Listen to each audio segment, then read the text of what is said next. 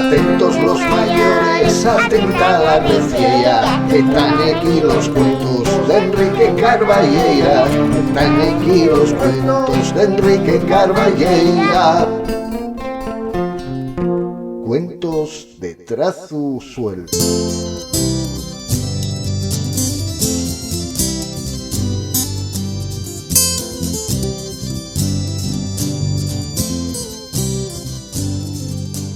Saludos collacios de los cuentos y les historias.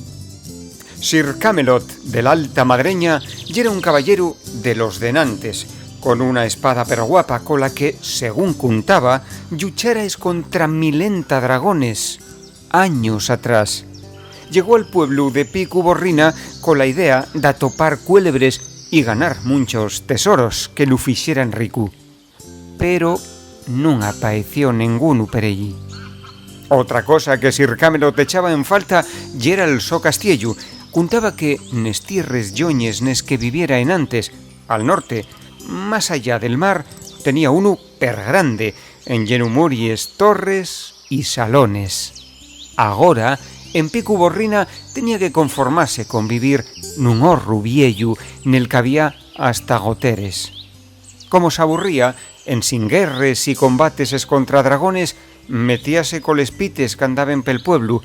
Les probes ya taben cansáis d'aquel faltosu que ellos daba sustos a toles hores. A ver si apaez pronto un cuélebre y les defiende. Señor, qué caballero más cafiante.